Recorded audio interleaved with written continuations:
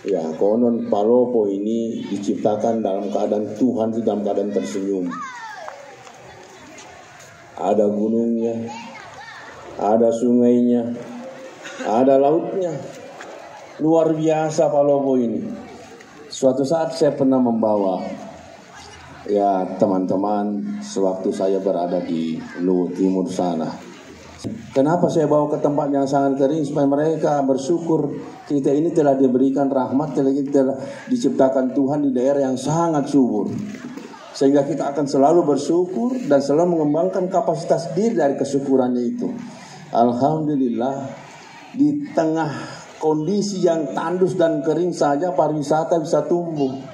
Apalagi di tempat yang subur seperti ini. Saya mempunyai keyakinan pariwisata dan ekonomi kreatif yang ada di kota Palopo ini bisa bertumbuh, bisa berkembang. Teman-teman, jangan lupa tonton terus sampai selesai. Dadah. Bye-bye, Mah. Bisa disimak Pak pertanyaannya? Bisa didengar baik-baik? Sudah didengar. Alhamdulillah. Ya, terima kasih Bapak telah mengundang kami di tempat ini. Ini juga merupakan salah satu sosialisasi Betul. kepada masyarakat. Dan masyarakat harus tahu apa itu ekonomi kreatif, apa itu pariwisata dan ekonomi kreatif. Saya akan mengawali terlebih dahulu tentang pariwisata kemudian ekonomi kreatif, karena antara keduanya itu tidak bisa terpisah, pariwisata dan ekonomi kreatif. Kalau kita lihat potensi pariwisata yang ada di kota Palopo ini sangat luar biasa. Ya, konon Palopo ini diciptakan dalam keadaan Tuhan itu dalam keadaan tersenyum. Ada gunungnya, ada sungainya, ada lautnya. Luar biasa Palopo ini. Suatu saat saya pernah membawa ya teman-teman sewaktu saya berada di Luwu Timur sana. Saya pernah bawa ke daerah yang sangat-sangat kering, Pak.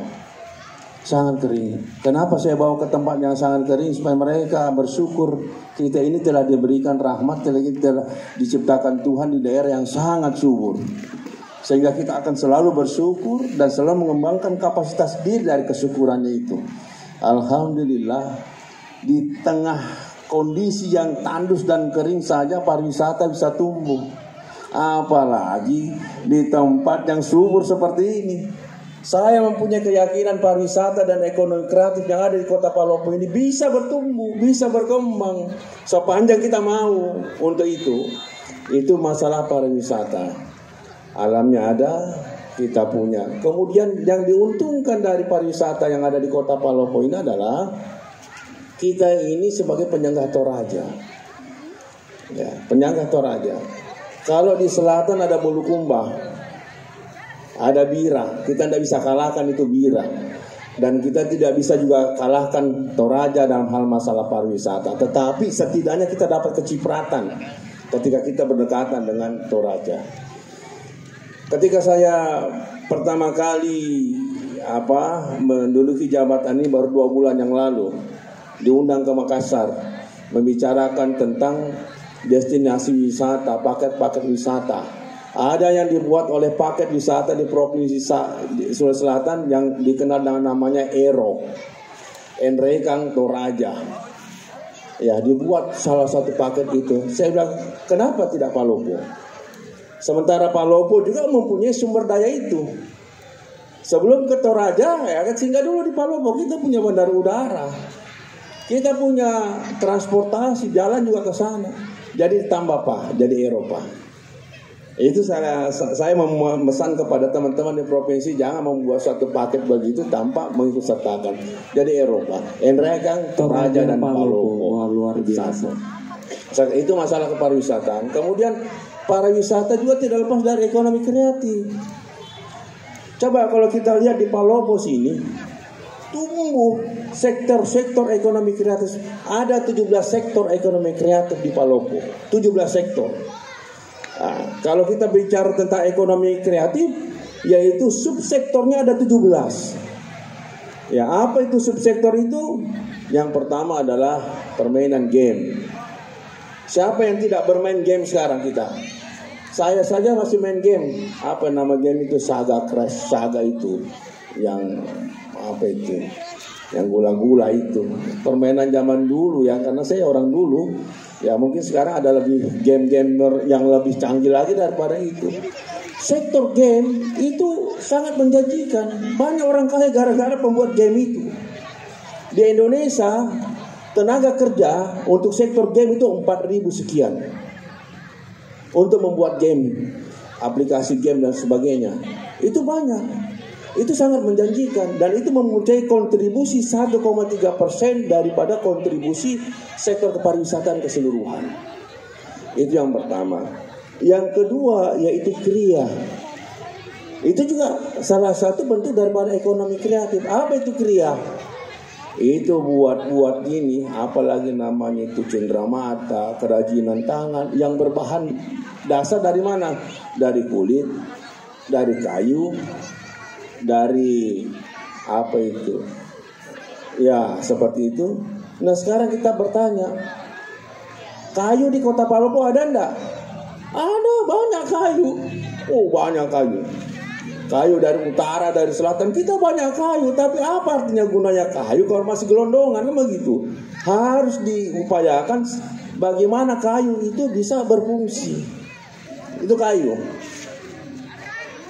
Kalau kita lihat di daerah-daerah yang sudah maju sana, batok kelapa pun itu bisa jadi uang, Pak. Tapi kita di Palopo ini batok kelapa masih bisa jadi apa? Itu bakar ikan. Betul sekali Pak. Jadi arang ya. Jadi arang. Padahal sebenarnya masih bisa dikembangkan lebih. Kalau kita dicun sedikit, kita latih masyarakat kita untuk sedikit berdaya untuk membuat sesuatu dari kayu itu luar biasa. Sektor mobiler, apa mobil? Buat itu, kursi-kursi itu. Ya, Presiden kita Jokowi kan dari kursi juga itu. Bisa diekspor ke luar negeri kemana-kemana. Dari kayu. Kita banyak kayu, potensi kayu. Tetapi untuk mengelola kayu yang lebih bermanfaat, berpotensi, itu memerlukan pemikiran, memerlukan kreativitas. Itulah ekonomi kreatif disebut. Kemudian kita punya kulit. Kulit banyak. Di selatan di sana itu di potong bakso Fadil di sana kan tiap hari potong kulit, itu kulitnya tidak tahu dijual kemana. Padahal sebenarnya kalau kulit diproses sedemikian rupa itu bisa jadi sepatu, bisa jadi tas, bisa jadi jaket dan sebagainya. Ya itulah satu apa tantangan bagi pemerintah Kota Palopo. Bagaimana bisa memberdayakan mereka sehingga mereka itu sesuatu yang dianggap limbah, sesuatu yang dianggap tidak berharga itu bisa jadi berharga. Itu sektor kriya. Nah, masih banyak sektor-sektor yang lainnya. Tetapi dari 17 sektor itu yang paling dominan di Kota Palopo adalah sektor apa? Kuliner. Coba wisata kita di sini, wisata apa? Orang dari utara, orang dari selatan, ya mau makan. Mau makan. Kita datang ke sini mau makan. Dari utara, dari selatan. Berdasarkan data yang ada, Kota Palopo ini sebesar 17.000 sekian itu pengunjung masuk ke Kota Palopo untuk melakukan namanya pariwisata. Ya, dia masuk ke hotel, dia masuk ke warung makan, dan dia masuk ke kafe-kafe. Yang paling banyak itu masuk ke kafe, Pak. 200 sektor yang mempunyai kafe di Kota Palopo ada 200 kafe. Nah, setiap malam mereka masuk kafe. Artinya apa? Sektor kuliner ini sangat menjanjikan di Kota Palopo dan dapat tumbuh.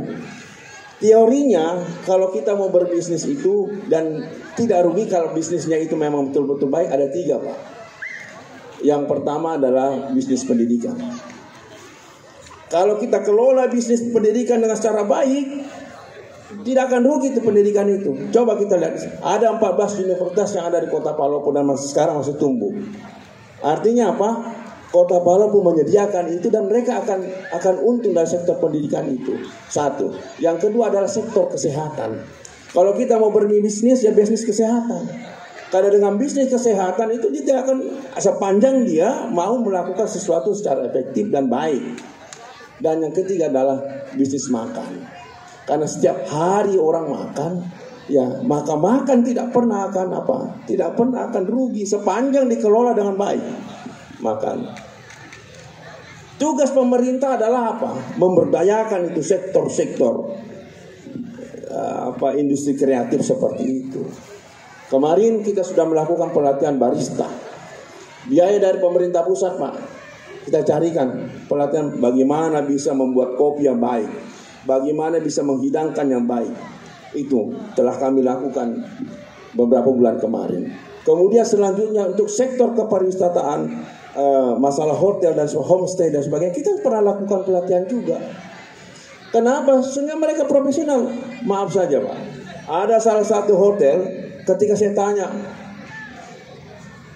Tabe, di mana itu kamarnya Pak Anu? Di atas itu lantai 2. Nomor berapa? Cari sendiri di atas sana.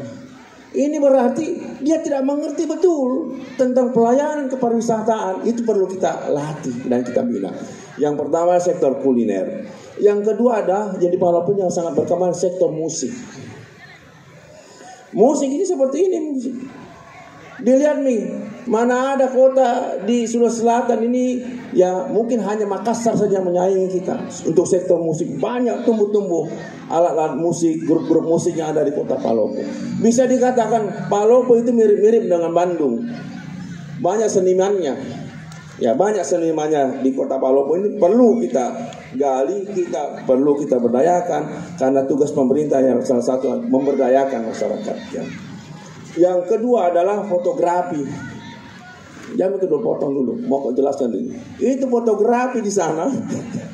Silakan Pak, silakan. Fotografi di sana itu sudah beruang itu. Ya, ada the best picture of the year. Itu Pak Anci itu. Jagonya sama fotografi dan teman-teman yang lainnya itu. Ya, itu bisa menghasilkan. Nah, sekarang menu itu harus difoto sedemikian rupa sehingga menarik. Kalau fotonya asal-asalan bagaimana caranya orang membeli menu itu? Dia harus menarik. Dan itu cara memfotonya juga itu ada ilmunya. Nabi tapi napas beduk, napas bidik tekan picu. Tahan napas baru foto. Ya. Itu banyak itu. Dan berkembang. Kemudian selanjutnya adalah sektor seni pertunjukan. Apa ini? Apalagi yang punya IO di sini namanya? Sachi Sugi. Ya. Iya, Sugi Production. Ya, Sugi ya. Dulunya apa dia? Dia kelompok seni dulu. Dia kelompok seni. Sekarang jadi IO. Ya dulu dia sanggar, bukan sanggar Balanda, tapi sanggar seni dia. Tapi sekarang sudah mulai meningkat. Saking meningkatnya Pak Gubernur sendiri kemarin mengatakan ini kegiatan sangat bagus. Sangat bagus kegiatan. Tersenyum Pak Gubernur melihat kegiatan sini. Orang Rusia bilang очень хорошо. Ya, bagus sekali. Orang Cina bilang fashion how. Bagus sekali kegiatan dan insya Allah menteri pun akan tersenyum ketika dia akan datang di tempat ini. Jadi sektor-sektor itu di kota Palopo sudah sangat berkembang. Sekarang sisa bagaimana kita masyarakat, ya kita pemerintah, semua stakeholder untuk mendukung hal ini. Karena kalau kota tidak dilakukan pendekatan secara ekonomi kreatif, tidak dilakukan pendekatan secara kepariwisataan, maka kota itu akan mati. Iya, betul. Saya kira demikian Pak sementara. Baik, terima kasih. Kita berikan aplaus dulu untuk Bapak Kepala Dinas Pariwisata dan Ekonomi Kreatif yang telah memberikan ulasan dan juga penjelasan yang begitu jelas kepada kita semua. Dan terima kasih Pak atas kesempatannya, mudah-mudahan sehat selalu. Dan selanjutnya kali ini kita menuju ke Bang Iwa. Mungkin bisa dengar suara saya Bang? Bisa dengar suara saya? Bisa dengar suara saya?